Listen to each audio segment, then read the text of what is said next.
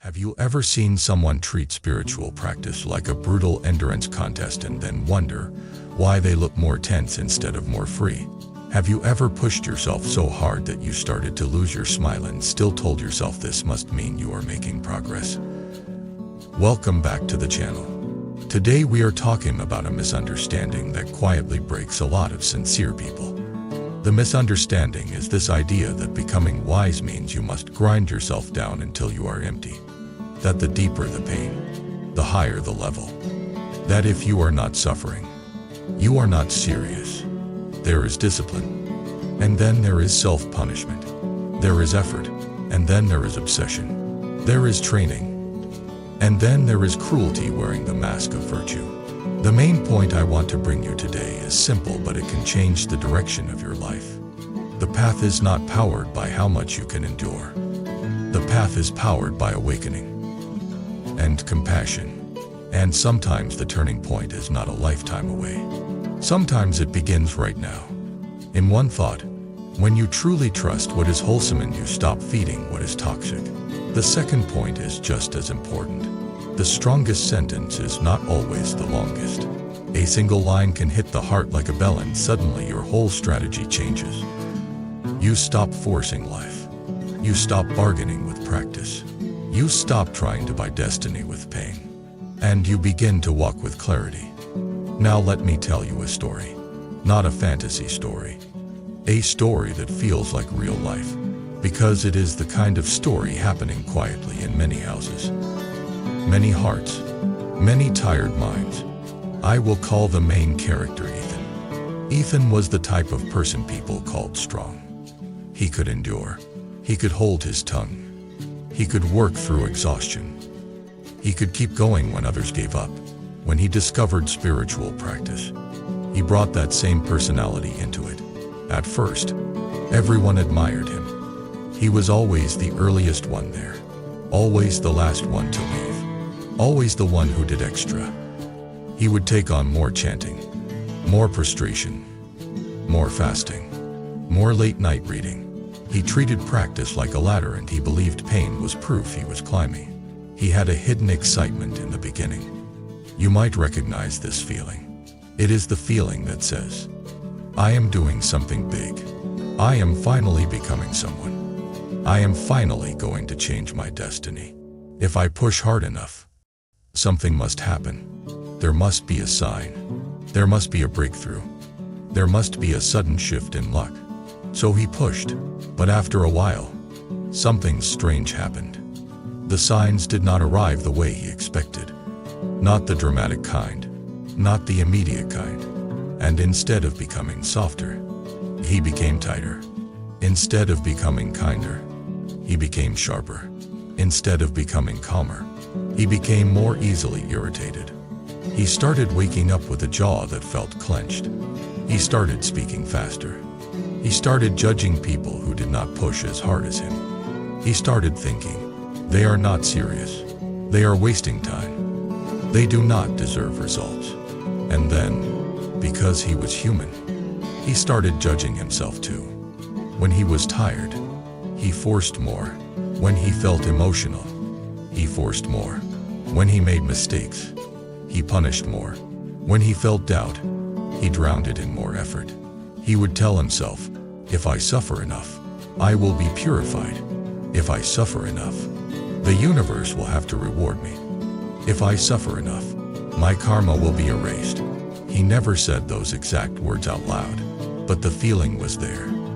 A bargaining feeling, a control feeling, a desperate feeling. Here is the quiet truth. A desperate mind can do a lot of spiritual-looking things while still feeding the same roots of suffering. The roots are greed, anger, and confusion. The desperate mind is often a version of greed. Greed does not only mean wanting money or pleasure.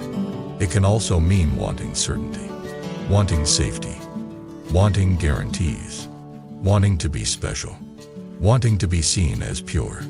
Ethan did not see that. He only saw his schedule. He only saw his effort. He only saw his pain. His friends began to notice changes. They noticed he smiled less. They noticed he became impatient when people asked simple questions. He would respond like a teacher even when people only needed comfort. His words became correct, but not warm. That is one of the clearest signs that something is off. When practice increases correctness but decreases warmth, the heart is not being trained properly. Wisdom without compassion becomes cold. Discipline without compassion becomes harsh. Spiritual language without compassion becomes a weapon. One day, after a long period of pushing, Ethan had a small argument with his mother. It was not even a big argument. It was one of those tiny moments that reveals everything. His mother asked him to help with something simple. A small task, nothing heavy.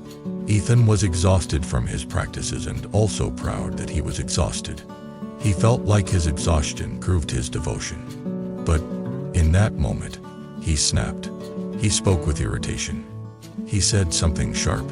He made his mother feel like she was interrupting something sacred. She went quiet. Then she said something that hurt him more than any insult. "You have become harder since you started practicing." Those words landed in his chest like a stone. That night, he tried to practice again, but the mind would not settle. The line kept repeating, "You have become harder." He wanted to deny it, but he could not. He remembered the way he spoke. He remembered his impatience. He remembered how he looked down on others. He remembered how he looked down on himself. He opened a scripture, hoping it would calm him. But instead, it made him feel even more restless. The words looked beautiful, but they did not enter. So he did what many people do when they hit a wall. He went searching for someone who seemed genuinely free. Not someone famous. Not someone with a big stage. Someone whose presence felt like a safe room. Someone who could listen without judging. Someone who could speak without trying to win. He found an older practitioner in his community. I will call him Mr. Lin. Mr. Lin lived simply. He was not rich. He was not dramatic. He did not show off spiritual knowledge. But when you sat near him, you felt something. The air felt calmer. You felt less defensive. You felt like you could breathe again. Ethan came to him and poured out everything. The schedule, the pushing, the pain, the disappointment, the anger, the fear that he was wasting time. He ended with the question so many people ask, why is nothing happening? I am suffering so much. I am trying so hard. Should I suffer more? Mr. Lin listened quietly. Then he asked Ethan a question that sounded almost too simple. Has your suffering made you more compassionate? Ethan did not answer quickly. He wanted to say yes, but he could not, because if he was honest, the suffering made him proud, impatient, and sharp. Mr. Lin nodded gently. Then your suffering is not yet wisdom. It is only pressure. Ethan felt embarrassed. He tried to defend himself. He said, but the path is supposed to be difficult. People say you must endure. People say you must grind away impurities. People say you must push through discomfort. Mr. Lin smiled slightly. Yes, the path includes effort, but effort has a direction. If your effort is making you more egoic, you are running in the wrong direction. Even if you are running very hard. Then Mr. Lin told Ethan something that changed how he understood awakening. Enlightenment is not a reward given to the person who suffers the most. Enlightenment is the mind waking up from greed, anger, and confusion. When the mind wakes up, compassion becomes natural. When compassion becomes natural, you stop creating unnecessary harm. When you stop creating unnecessary harm, your destiny changes. Ethan listened, but part of him resisted. He was attached to his identity as the strong one, the one who endures, the one who sacrifices. If that identity was not the path, then what was it? Mr. Lin seemed to read his face and said something more direct. Sometimes the ego uses hardship as a hiding place. It says, look at my pain, look at my effort, look at my sacrifice. And as long as you are staring at that, you do not look at the deeper attachments underneath. Ethan felt a chill. because he recognized himself. Then Mr. Lin told him about a teaching from the Lotus tradition that emphasizes something many people misunderstand. A single thought of genuine trust and understanding can open the path immediately. Ethan frowned. Immediately? He hated that word. Immediately sounded like cheating. Immediately sounded like people who do not want to work. Mr. Lin did not argue. He just explained. A single thought does not mean you become perfect instantly. It means the direction changes instantly. When direction changes, destiny changes. When direction changes, the mind stops walking deeper into the forest and starts walking toward the exit. Ethan said quietly. That metaphor reached him. He knew what it felt like to walk deeper into his own suffering even while claiming he was practicing. Mr. Lin continued. There is a kind of practice that is powered by fear and craving. That practice becomes tight. It becomes harsh. It becomes competitive. It becomes full of hidden bargaining. And there is a kind of practice powered by trust and vow. That practice becomes steady. It becomes warm. It becomes patient. It does not collapse when results are slow. It does not need to prove itself. Ethan asked, what is the difference inside the mind? Mr. Lin answered in plain language. Fear practice says, I must become worthy. Trust practice says, I will return to what is wholesome. Fear practice says, I must force life to change. Trust practice says, I will change the cause and let the effect arrive naturally. Fear practice says, if I do not suffer, I will fail. Trust practice says, suffering is not the goal. Awakening is the goal. Ethan felt tears rise unexpectedly, not because he was weak, but because he was tired. Tired of forcing, tired of measuring, tired of never feeling safe. Mr. Lin poured more tea and said, let us do something right now. Ethan expected a ritual, a mantra, a complicated instruction. But Mr. Lin only said, sit. They sat. Mr. Lin said, feel your breath. Feel your body. Do not attack your thoughts. Do not chase your thoughts. Just notice. Ethan tried. He noticed how restless he was. He noticed how tight his shoulders were. He noticed how his mind kept trying to perform even now. It kept trying to do this correctly. It kept trying to win. Mr. Lin said, now, in one thought, trust something simple. Trust that kindness is not weakness.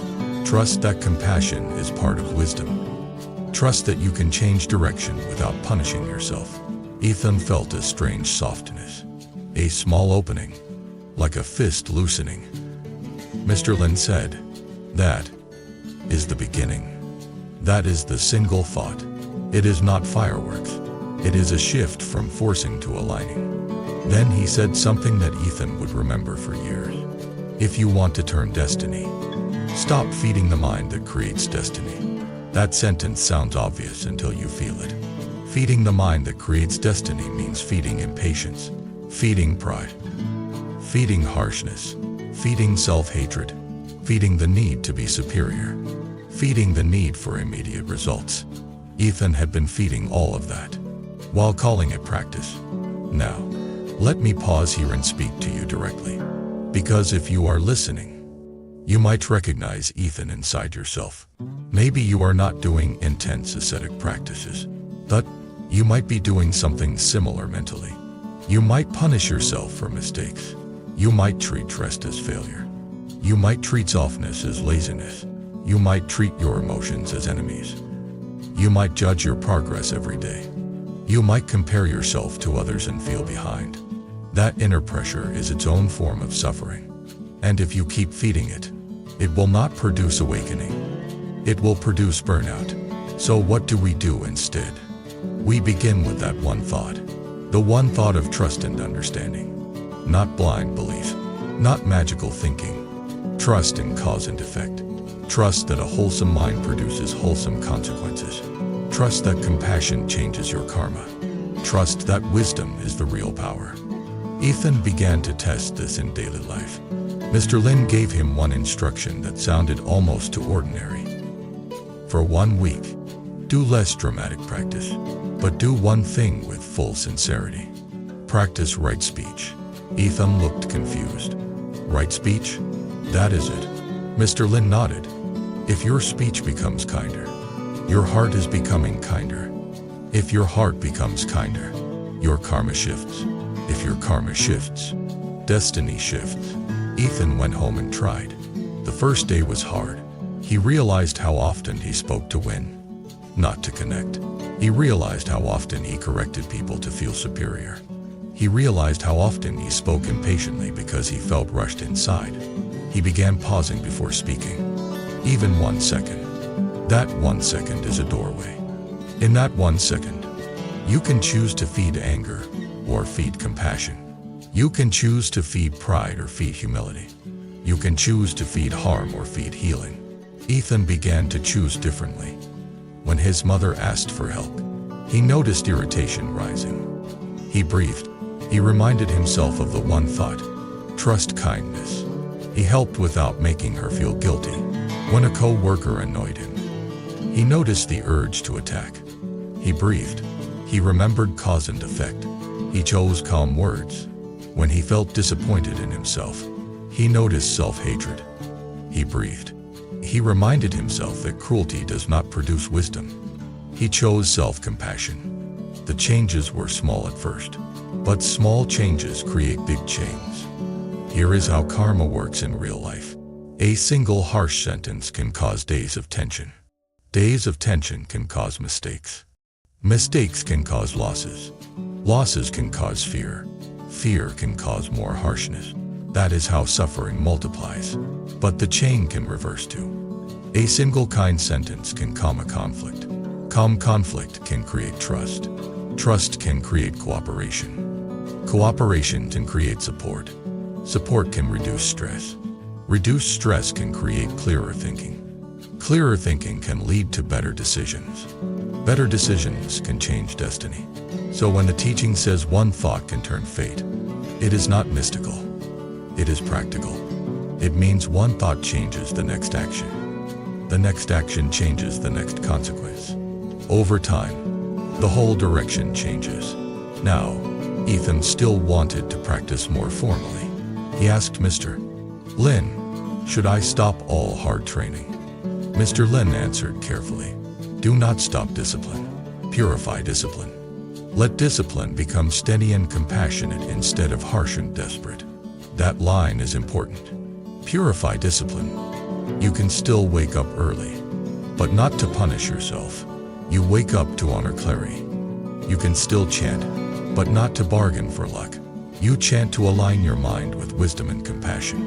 You can still keep precepts, but not to feel superior. You keep them to reduce harm. You can still work hard, but not to prove worth. You work hard to support life responsibly. This is what it means to practice with vow instead of fear. Ethan began to rebuild his routine. He still rose early, but he started with breathing and intention. May I wake up today. May I reduce suffering. May I be useful. May my mind be kind and clear. Then he practiced, not with clenched teeth, but with a soft face. At first it felt unfamiliar, because the ego was addicted to struggle. The ego likes struggle because struggle can become identity. It can become a story that says, I am special because I suffer. But a mature path is quieter. It is less theatrical. It is more real. Over time, Ethan noticed another shift.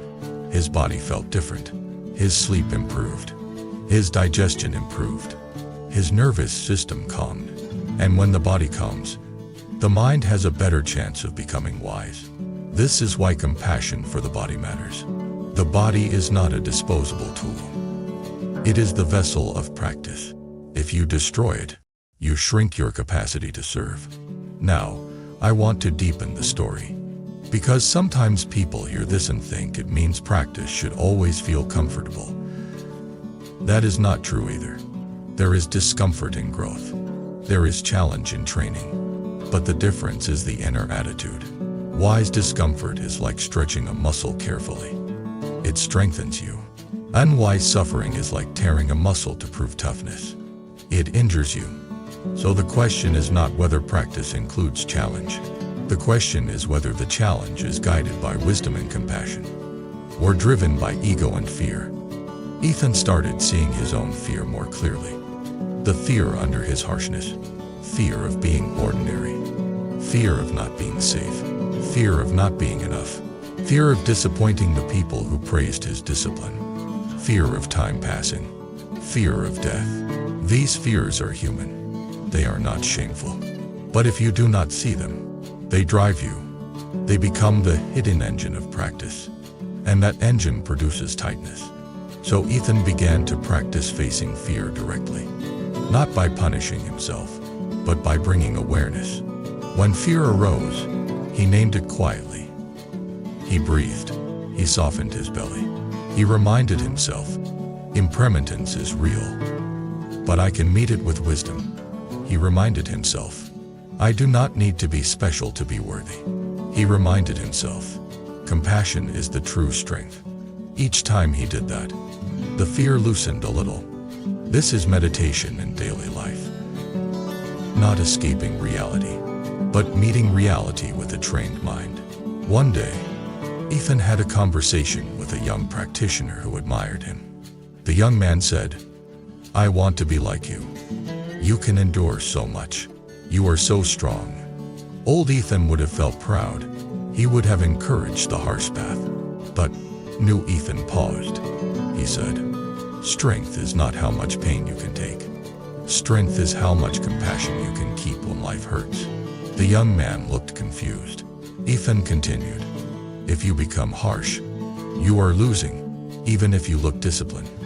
If you become kind, you are winning, even if your practice is simple. That sentence was the teaching passing through him, not just through words. Now, the story continues with a turning moment. Ethan went through a difficult period at work. There was a conflict. People were blaming each other. Stress rose. The old pattern would have been to push more practice aggressively, to punish himself and demand results. This time, he used the one thought.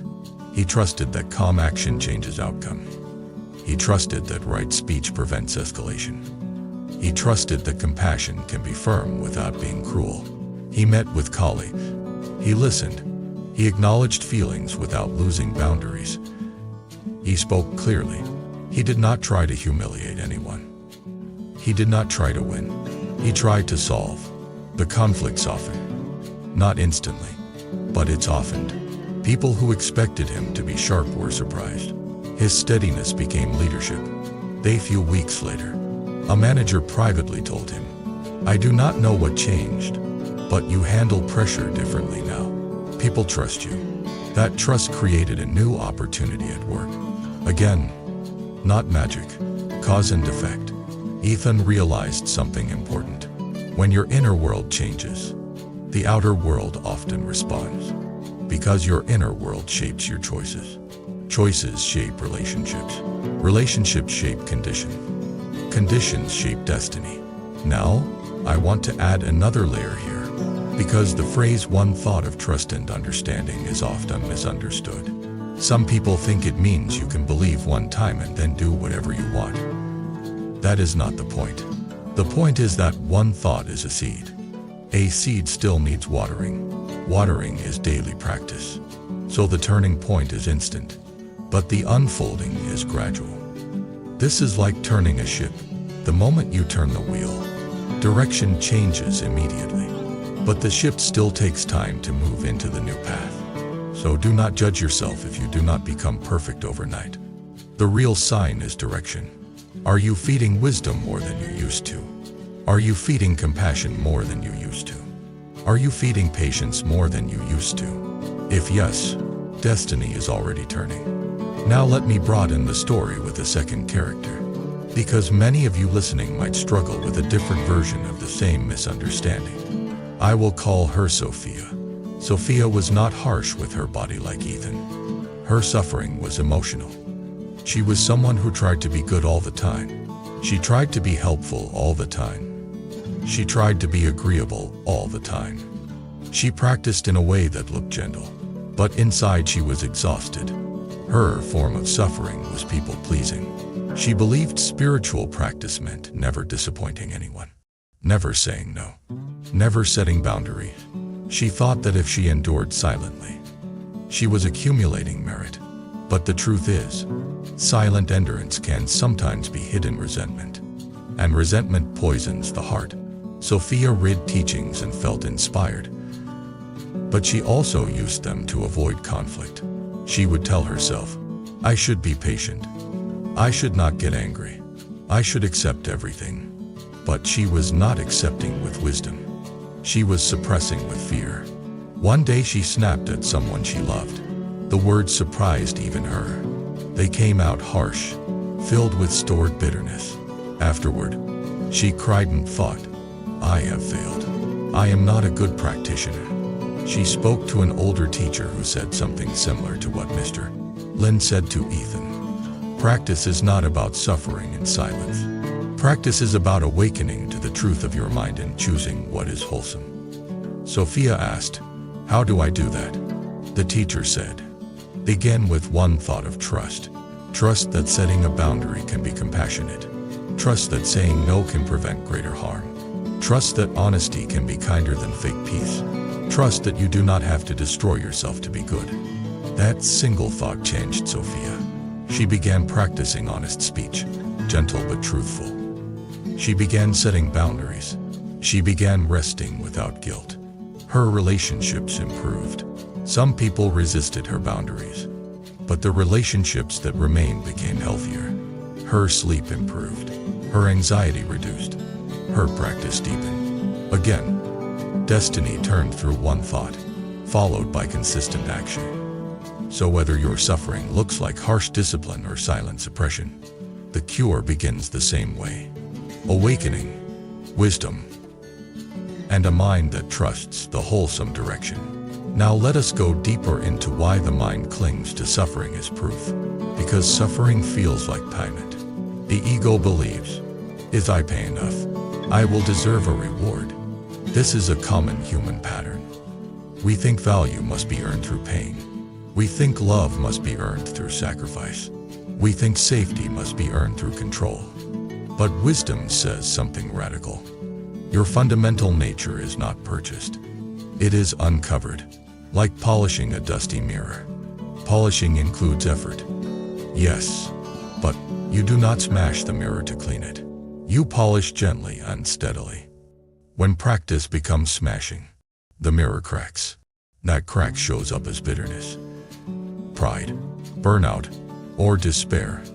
So what is the right attitude? It is sincere effort guided by compassion. Now I want to bring in a simple teaching that many traditions share in different words. The middle way. The middle way is not average. It is not lukewarm. It is the way that avoids extremes that harm you. One extreme is indulgence, chasing pleasure without wisdom. The other extreme is self-torment, chasing purity through cruelty.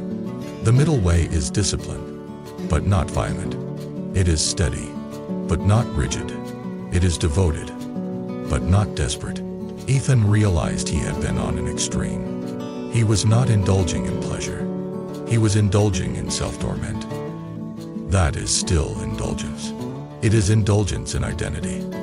Indulgence in the story of being the one who suffers. Once he saw that, he could let it go. Letting go is not quitting. Letting go is releasing what is unwholesome, so practice can become pure. Now, the original teaching we are exploring includes a powerful idea. That in one thought, you can awaken. You can turn destiny. Let me translate that into a practical method you can use today. There are moments in your day when the mind chooses a direction. These moments are usually small. Someone criticizes you. Someone ignores you. You feel tired. You feel rejected. You feel tempted. You feel afraid. You feel disappointed. You feel jealous. In those moments, one thought appears. The thought might be, I must attack, or I must run, or I must prove myself, or I must numb myself. If you follow that thought unconsciously, you plant karma that produces suffering. But if you pause and insert a different thought, you plant different karma. The different thought can be simple. I will choose patience. I will choose honesty. I will choose compassion. I will choose restraint. I will choose clarity. That is the one thought. The thought of trust.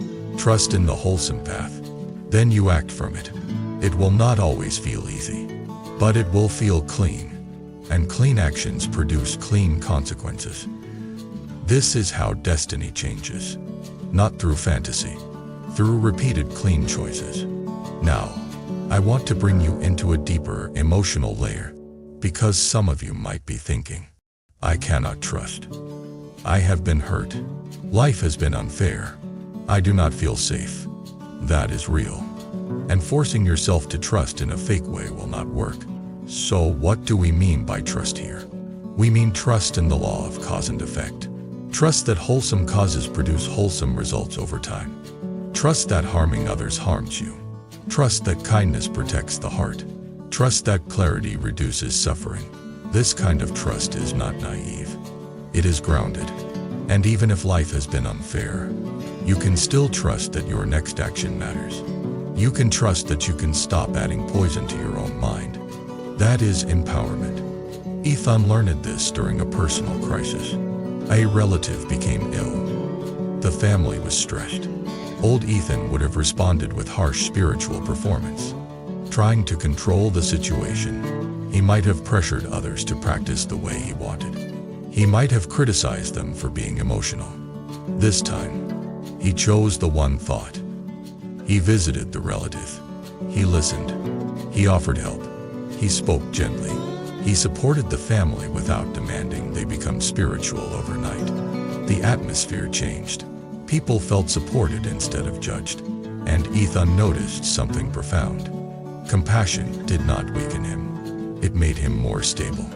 When you stop fighting people, you have more energy to face reality. This is one of the deepest forms of practice. Being present with suffering without adding more suffering. Now I want to return to the idea of becoming awake immediately. Because this is where many people either misunderstand or miss the opportunity. When you hear a teaching that says awakening can begin now, the ego often responds in two ways. One response is pride. It says, if it is now, I can declare myself awakened and feel superior. The other response is doubt. It says, if it is now, then why am I still struggling? Maybe I am hopeless. Both responses miss the point. The point is not a label. The point is direction.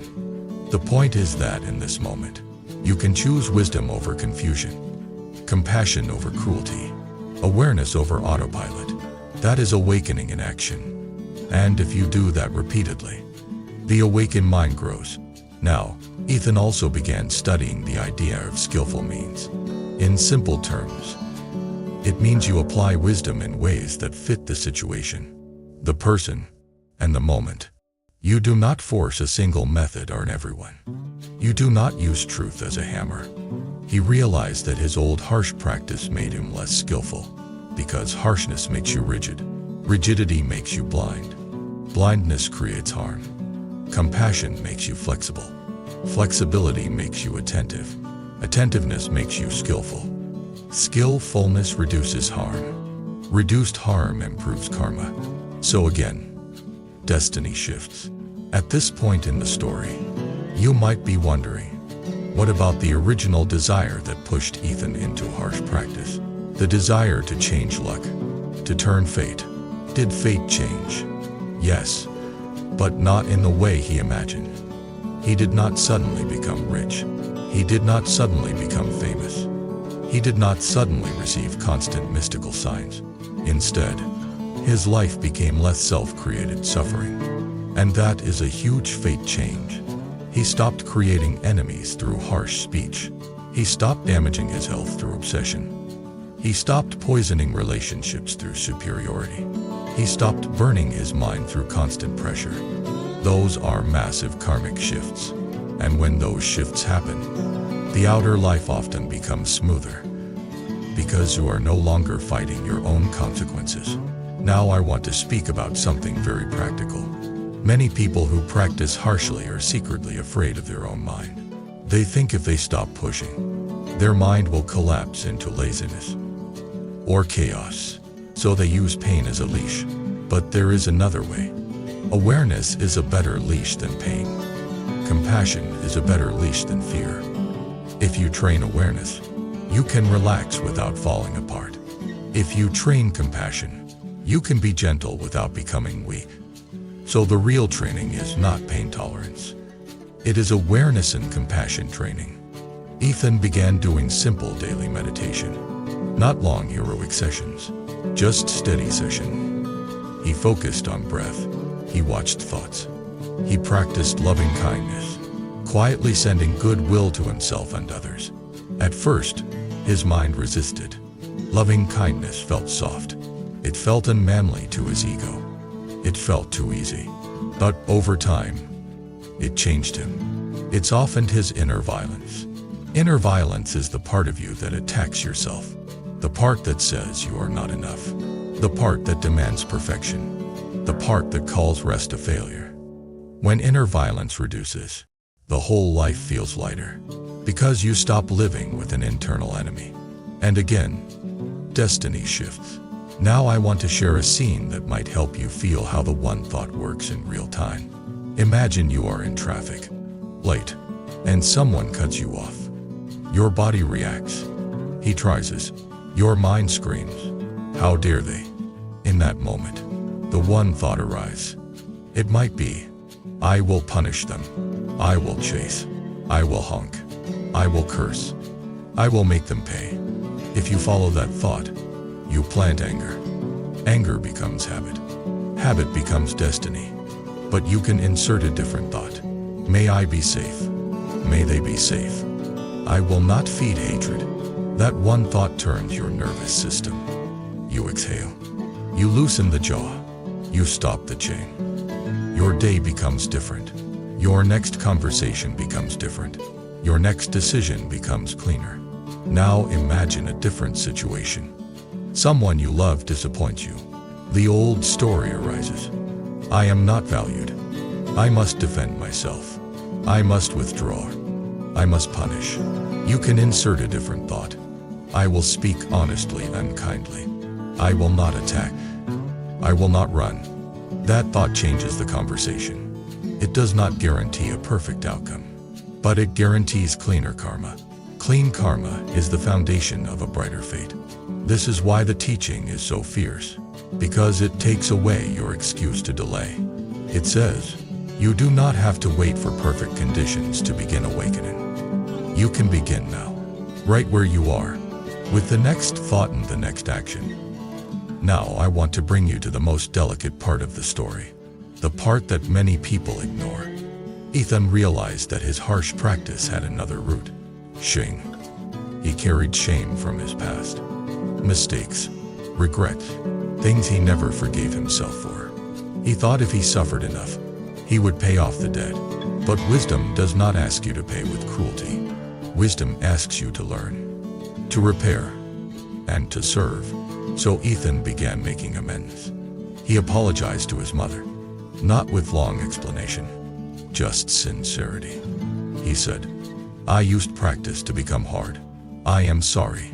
I want to become kinder. His mother cried, and she said, I do not need you to be perfect. I just want you to be gentle. That sentence became a guiding star for him. Not just gentle with others, gentle with himself. This is a form of compassion that truly changes fate. Because when you stop running from shame, you stop creating more shame. Now, some of you listening might be thinking, this sounds nice, but my life is very hard. I cannot just be gentle. I have responsibilities. I have pressure. I need results. I understand. So let me be clear. The teaching is not telling you to become passive. It is telling you to become aligned. Aligned effort is powerful. Misaligned effort is exhausting. Aligned effort means you work hard with integrity. You train your mind without cruelty. You build your life without stepping on others. You take responsibility without self-hatred. Misaligned effort means you work hard with panic. You train your mind with violence. You build your life with manipulation. You take responsibility with shame.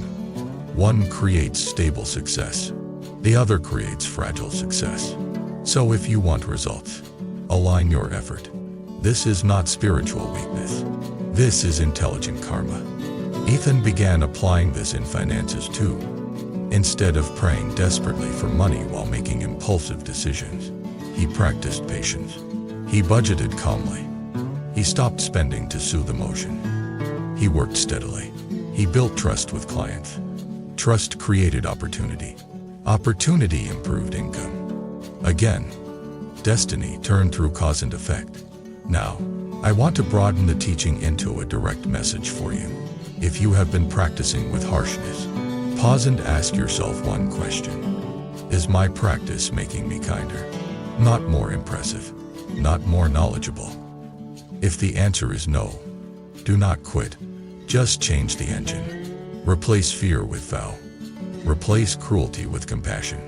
Replace bargaining with sincerity. Now let me bring the story toward its deeper conclusion. Months after meeting Mr. Lin, Ethan attended a small gathering where people shared experiences.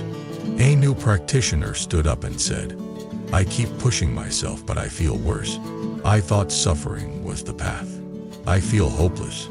Ethan recognized himself. He did not preach. He did not perform. He simply told the truth. I thought the same thing.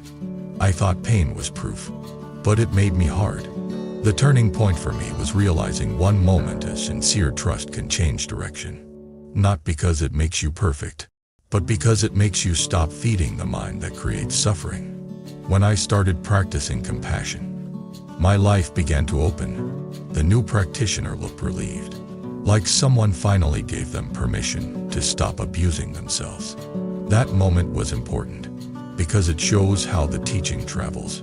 It travels not through slogans, but through embodied warmth. Now, I want to give you a personal reflection, because this is something I have seen again and again. I have seen people who suffer a lot and call it practice. They brag about how little they sleep, how much they endure, how strict they are, but their eyes look angry. Their bodies look dense. Their relationships look strained. I have also seen people who practice quietly. They sleep enough. They eat with care. They work responsibly. They meditate. They serve. They apologize when wrong. They do not brag. Their eyes look warm. Their presence feels safe. If you ask me which one is closer to awakening, it is not the one with the most pain. It is the one with the most compassion and clarity. Because compassion and clarity are the signs of waking up. So the fiercest line is the one that forces you to stop postponing. It says, you can begin now. You can turn now. You can change direction now. Not by pretending, not by declaring, but by choosing the wholesome thought in the moment. You usually choose the toxic one. This is the path in daily life. Now we come to the closing part. And I want it to be long enough for your heart to really absorb it, not just your mind. If you have been living like Ethan, pushing, grinding, believing you must earn peace through pain, I want you to hear this clearly. You do not need to punish yourself to be worthy of awakening. You do not need to break your body to prove sincerity. You do not need to turn practice into a war. The path is already here. In your next breath, in your next thought, in your next word. You can practice right now by softening your jaw. You can practice right now by relaxing your shoulders. You can practice right now by taking one slow breath.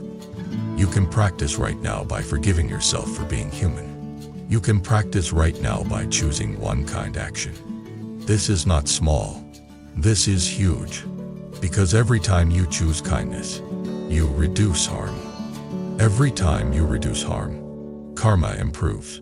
Every time karma improves, conditions improve. Every time conditions improve, the heart has more space. Every time the heart has more space, wisdom grows. Every time wisdom grows, destiny brightens. That is the real turning. Now I want you to share something with me in the comments. Because your story matters and it may help someone else. Have you ever confused harshness with discipline? Have you ever pushed yourself so hard that you became colder instead of kinder? What would it look like for you to practice with steady compassion this week? If this video spoke to you, subscribe to the channel, like the video, and leave a comment so more people can find this message. And if you want to support longer teachings and deeper practice guidance, consider joining the membership. Your support helps keep this space alive. Until next time, remember this: the most powerful turning point may not be a dramatic event. It may be one quiet thought, right now, that says, I choose awakening, I choose wisdom, I choose compassion. And from that thought, your whole life can begin to change. Life gets noisy. Work, stress, expectations. Sometimes we lose touch with the quiet part of ourselves. Bracelet isn't just an accessory. It's a small reminder that you deserve peace. You deserve moments of stillness. You deserve to hold on to your inner balance.